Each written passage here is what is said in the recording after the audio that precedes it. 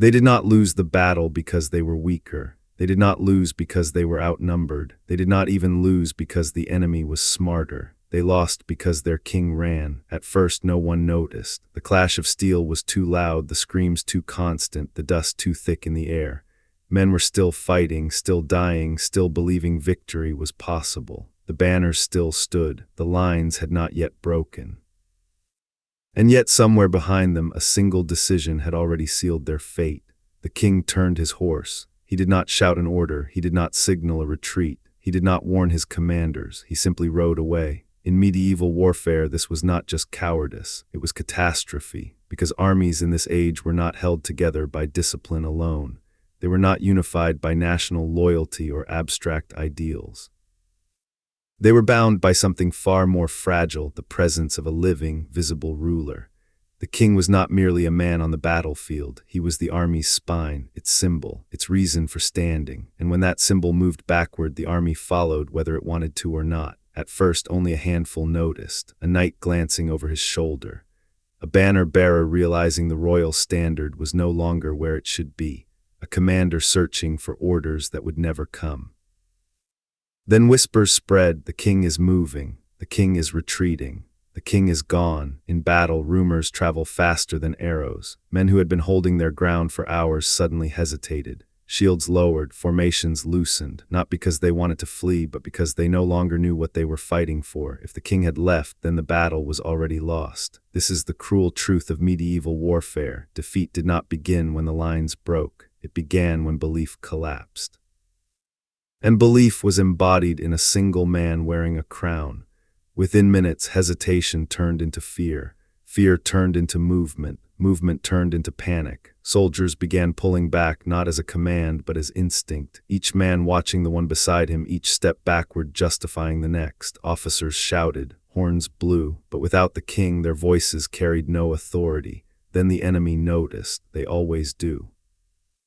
An army does not need to destroy its opponent if it can watch it destroy itself. The moment the opposing line begins to dissolve, the battle transforms. What had been a contest becomes a hunt. Cavalry charged into fleeing infantry. Men were cut down from behind, their armor heavy, their legs exhausted, their courage already gone. Those who threw down their weapons were trampled anyway. Those who tried to surrender were ignored. Most medieval casualties did not happen during the fighting. They happened during the flight. By the end of the day, the field was littered with bodies, not because the army had been defeated, but because it had been abandoned. And the king survived. He would live to tell his version of events, to explain, to justify, to blame circumstances, advisors, fate itself. But none of it mattered. History is merciless to rulers who choose life over leadership, because in this world, a king was expected to do one thing above all else: stand. Stand when the lines wavered, stand when fear spread, stand even when death was certain. To run was not just to save oneself, it was to doom everyone else. To understand why the king's retreat destroyed the army, we must first understand the world these men lived in, because it was nothing like ours. This was not an age of nations, not an age of uniforms, radio commands, or standardized training. This was an age of personal rule. Most soldiers on the battlefield were not professionals. They were levies, retainers, vassals, men summoned by obligation rather than choice. Some had never marched more than a few miles from their village before this campaign. Many did not even know the names of the men fighting beside them. What they did know was this: the king was there, they could see him, they could point to his banner, they could say, "That is the man we fight for."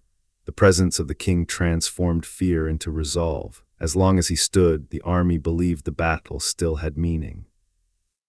Because medieval warfare was not just about winning, it was about legitimacy. If the king stood on the field, then the cause was alive. If the king fell in battle, he became a martyr. But if the king fled, something far worse happened. The cause itself collapsed. Before the battle even began, everything revolved around him. The army marched where he marched, camped where he camped, ate when his household ate. The command structure flowed downward from his tent like blood from a heart. And on the battlefield, that structure was painfully fragile. Orders were carried by messengers who could be killed or lost. Signals were given by banners that could fall or be mistaken. Dust clouds obscured vision. Noise swallowed commands. Once fighting began, no one truly knew what was happening beyond a few yards in front of them. So men looked backward, they looked for the banner, they looked for the king. As long as it was there, order existed, even if imperfectly. If a unit wavered, commanders could point behind them and say, "Hold, the king still stands." That was often enough, because the king's presence promised reward and protection. If the army won, he would grant lands, titles, silver. If they lost but fought bravely, he might ransom prisoners, protect families, remember loyalty. But if the king was gone, then there was no reward, no protection, only death. This is why medieval kings were expected to place themselves in danger. Not recklessly, but visibly. They wore distinctive armor. They rode beneath unmistakable standards. They wanted their army to see them because being seen was power. And yet this visibility carried a terrible risk. If the king was killed, captured, or worst of all, seen retreating, the psychological damage was instant and irreversible. There were no second chances. When a king fled, he did not merely abandon the battlefield. He abandoned responsibility. He severed the invisible thread holding thousands of frightened men together, and the men knew it. A soldier who stayed and died after the king had fled did not become a hero. He became a fool. His death would not be rewarded. His sacrifice would not be remembered. His family would receive nothing. So when word spread that the king was gone, survival instincts took over. Not because the men were cowards, but because they were rational. Why stand your ground when the man who commanded you would not? Why die for a cause already abandoned? This is the moment where discipline fails and instinct reigns, not all at once, not dramatically. It begins subtly. A knight pulls back to regroup. A unit loosens formation to reposition. A commander hesitates before ordering an advance, each man watching the others, each hesitation multiplying fear. And somewhere at the rear of the army, the king rides on, perhaps telling himself he will regroup, raise new forces, fight another day. But the battlefield does not forgive hesitation. No king wakes on the morning of battle intending to run. That is the lie history tells when it wants the story to be simple. In reality, the decision to flee is never born from cowardice alone. It is born from pressure, relentless, suffocating pressure, building moment by moment until fear overrides duty. The king stood behind the line where kings were meant to stand, close enough to be seen, far enough to be protected. Around him were his household knights, his personal guard, men sworn not just to fight, but to die for him if necessary. From his position, the battle looked different than it did from the front. He did not see individual duels or acts of courage. He saw movement. He saw formations bending, dust clouds rising, banners swaying in ways he did not like. Information reached him slowly, and when it did, it was already distorted. A messenger arrived breathless. The left flank is in trouble. What did that mean? Pushed back, broken, rooted, no one knew. Another messenger followed. The enemy cavalry has been sighted near the rear.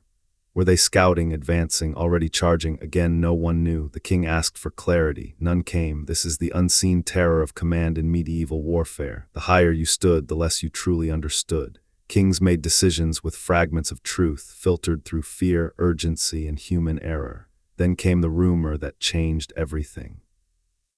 Someone said the king was about to be surrounded. Someone said the enemy was aiming directly for him. Someone said capture was imminent. Capture. For a medieval king, capture was worse than death. A dead king became legend. A captured king became leverage. Ransomed, humiliated, paraded, forced to sign away lands, titles, even the crown itself. He had seen it happen to others. He knew what awaited him if he fell into enemy hands. And now, amid the chaos, he began to believe it was happening to him. His advisors urged caution. His guards tightened their formation. Horses stamped nervously. The noise of battle felt closer now, louder, more threatening.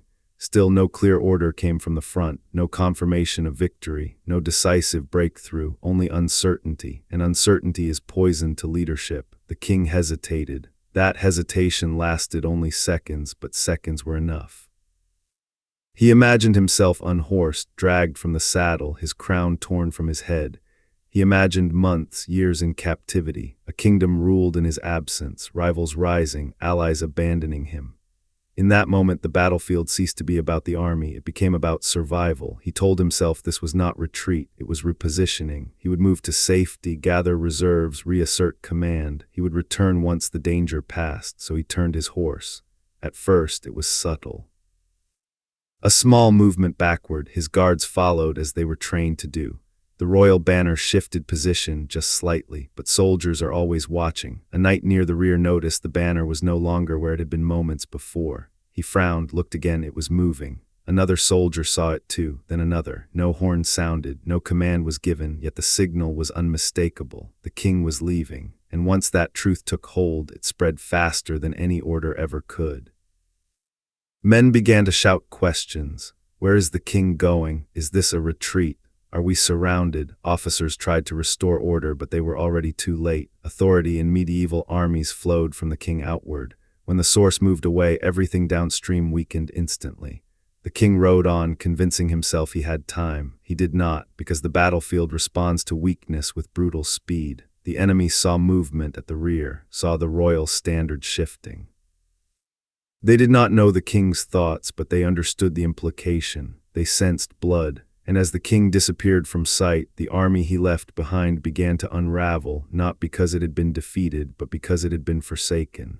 The collapse did not announce itself with a scream. It began with silence, a strange, creeping silence that followed the realization that something was wrong. Men still fought at the front, still locked shields, still pressed forward, but behind them the army was already dying. The royal banner was gone. At first, soldiers refused to believe it. They told themselves it had merely shifted position, that the king had moved to issue orders elsewhere. Medieval armies were built on hope as much as steel, and hope dies slowly. But then the rear ranks began to thin, not fleeing, not yet, just drifting backward, a few men stepping away from the noise. A few horses turning their heads toward the road home, a few officers abandoning posts to search for answers that no longer existed. This was the moment when discipline should have intervened. It did not, because discipline in this world was not enforced by abstract rules. It was enforced by presence, and the greatest presence of all was gone. Once the first men began to withdraw openly, everything accelerated. A soldier does not need to see the king flee to believe it. He only needs to see another soldier fleeing first. Panic is contagious, and it spreads along the weakest points, the exhausted, the wounded, the frightened.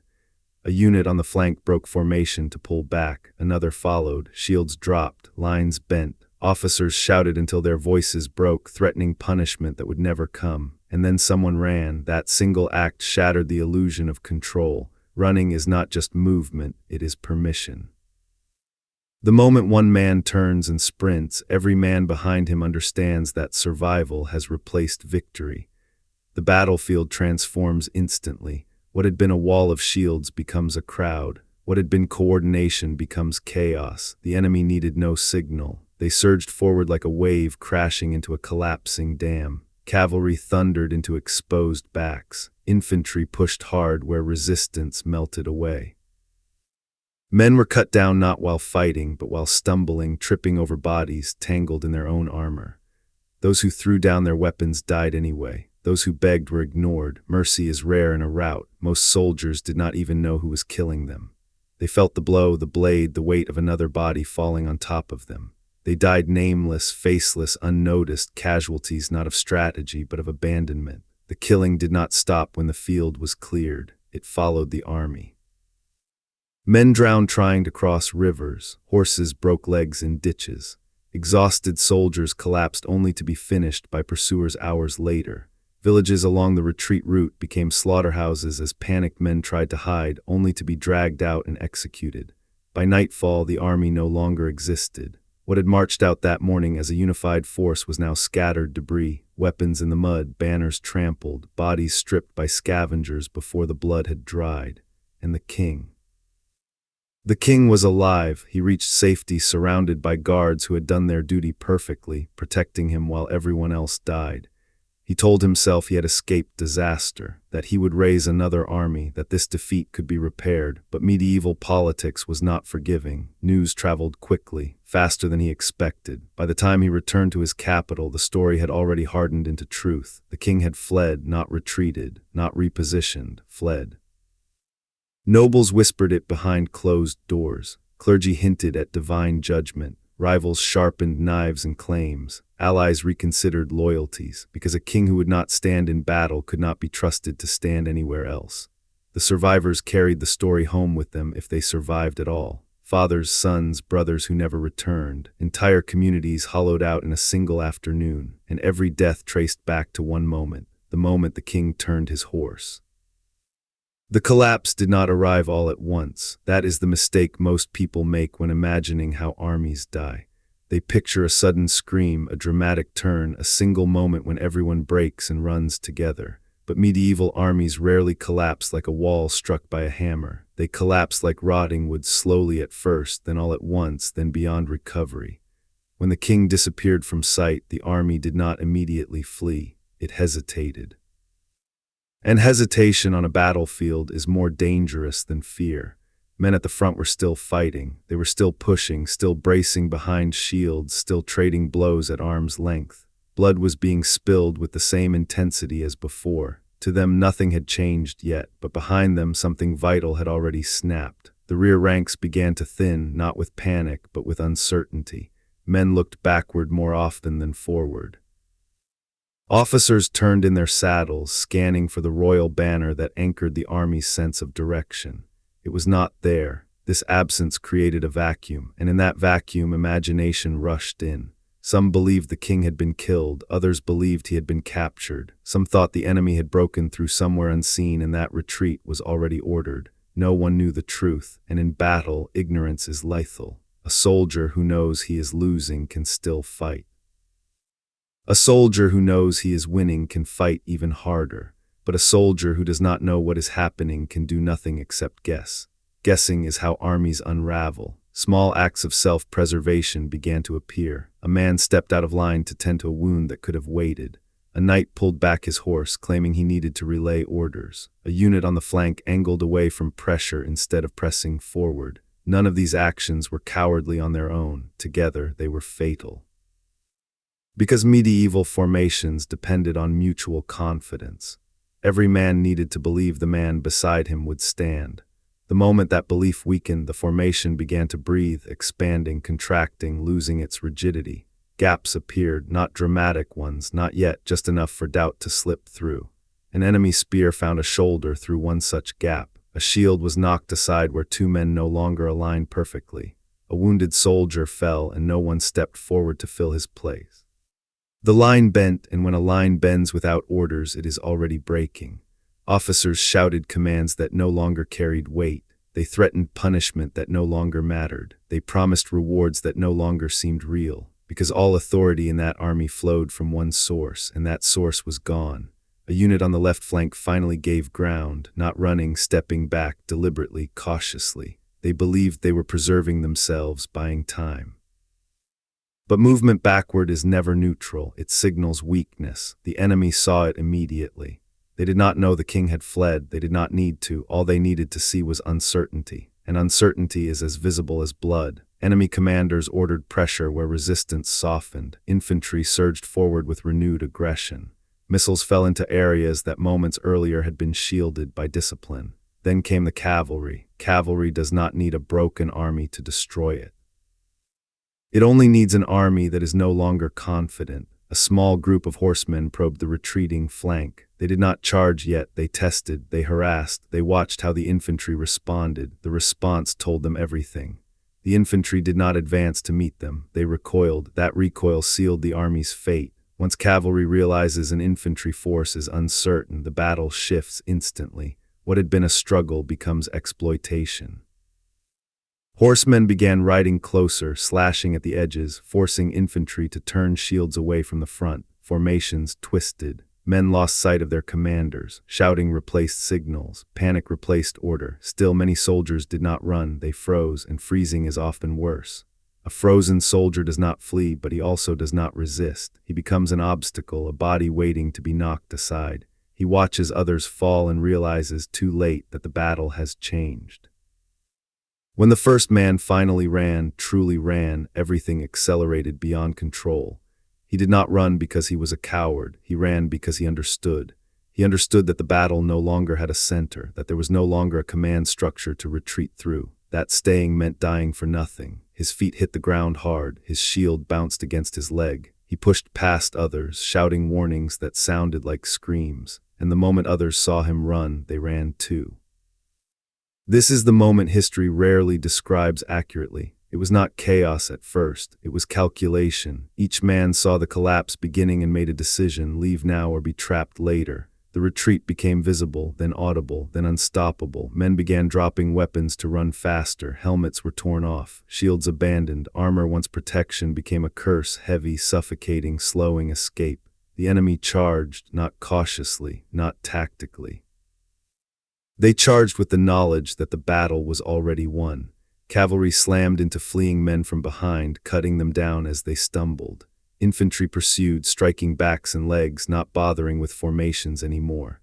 This was no longer combat, it was extermination. Men fell into ditches and were trampled. Others were pushed into rivers, weighed down by armor, drowning without a blade touching them. Groups tried to rally around minor banners, only to be overrun seconds later. No one knew where safety was because the king had taken it with him. The retreat turned into a stampede. Horses bolted, wagons overturned, supply carts became obstacles men climbed over and died upon. Those who reached the roads discovered something worse. The roads were already clogged, with soldiers, with wounded, with fear. Every narrow bridge became a killing ground. Every forest edge became a trap. Enemy cavalry rode parallel, cutting down stragglers, herding men like animals. Many soldiers died miles from the battlefield without ever knowing how the fight ended. They died asking the same question: why are we running? By nightfall, the slaughter intensified. Darkness did not bring mercy. Torches lit paths of pursuit. Shouts echoed through woods and fields as hunted men were discovered and killed one by one. Those who hid were dragged out. Those who surrendered were robbed and executed anyway. Ransom, the mercy of medieval warfare, depended on status. And in flight, no one had status. Nobles died beside peasants. Knights died without honor. The hierarchy that defined their world dissolved completely. This is the truth of a rout. It does not preserve distinctions. It erases them. As dawn approached, the killing slowed not because mercy returned, but because exhaustion set in. The enemy stopped chasing not because they were satisfied, but because there were too few left to kill. The battlefield, once contested, was now silent. Weapons lay where hands had dropped them. Armor glinted in the mud. Bodies lay in unnatural shapes, twisted by panic rather than battle. Scavengers arrived before burial parties ever would. And far from this field, far from the screams and the blood, the king rode on. He told himself he had escaped destruction. He did not yet understand what he had truly done, because the army had not merely been defeated, it had ceased to exist. The king returned to his realm believing the worst was behind him. He was wrong. Defeat on the battlefield was survivable. Kings had lost battles before and lived to fight again. Armies could be rebuilt, gold could be raised, alliances could be repaired. History was full of rulers who lost and recovered. But what this king carried home was not merely defeat, it was a story, and stories are more dangerous than enemies. He rode into his capital beneath intact banners, guarded, alive. The untrained eye, he looked like a man who had escaped disaster. But the people who mattered, the nobles, the clergy, the warriors, did not see survival. They saw absence. They saw an empty battlefield where their sons, brothers, and vassals had been left to die. The survivors arrived first. They came in small groups, wounded, hollow-eyed, stripped of armor and pride. They told the story again and again in taverns, churches, manor halls. And no matter how it was phrased, it always ended the same way. The king was gone. Some said he fled early. Others said he vanished at the moment of crisis. A few claimed they saw his banner riding away while the fighting still raged. Details changed. The conclusion did not. In medieval society, reputation was currency. A king ruled not only through force but through belief in his courage, his judgment, his right to command. That belief died faster than the army ever had. Nobles began to whisper first. They asked quiet questions behind stone walls and closed doors. If he would not stand for his army, would he stand for us? If danger comes again, will he run again? Is this a king, or merely a man wearing a crown? Those questions spread upward and downward through the realm. The clergy spoke more carefully, but the damage was just as severe. Sermons hinted at divine judgment. Chroniclers chose their words with precision, recording the flight without exaggeration, because none was needed. Silence itself became accusation. Foreign courts heard the story next. Envoys arrived with polite smiles and colder demands. Alliances were reconsidered, treaties were reviewed. Enemies sensed weakness and began to move. A king who runs once invites pressure forever. Rebellions followed, not immediately but inevitably. Some were small, testing the waters. Others were open challenges, led by men who believed the crown had lost its authority the moment it abandoned the battlefield. And why wouldn't they believe that, in this world, leadership was proven under threat? A ruler who fled danger forfeited the right to demand loyalty from those who faced it daily. The king tried to fight the narrative. He commissioned accounts that blamed confusion, treachery, fate. He rewarded loyalists who repeated his version of events. He punished those who spoke too openly. But stories do not need permission to spread. The truth had already hardened. He had lived, and his army had died. That was all anyone needed to know. Years later, when historians wrote of his reign, they did not begin with his victories or his reforms. They began with that day, with that moment, with the turn of a horse's head away from the sound of battle. Children would grow up hearing the tale as a warning. Soldiers would mutter it as a curse. Kings who followed would study it as a lesson written in blood, because medieval warfare demanded something brutal from rulers, not success, not brilliance, but presence.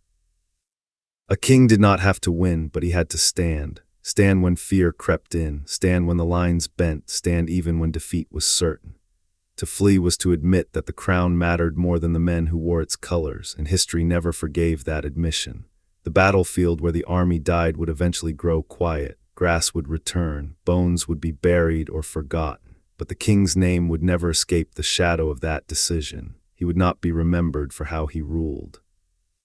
He would be remembered for how he ran, and that is the final cruelty of power. You can survive failure, you can survive loss, but you cannot survive abandonment. Because the moment a king chooses himself over his army, he stops being a king and becomes a cautionary tale. If you enjoyed this story and want more deep, uncompromising history like this, subscribe to the channel so you don't miss the next episode. Leave a comment below. Do you think the king had any choice, or was his decision unforgivable? And let us know where you're watching from. History is global, and so are we.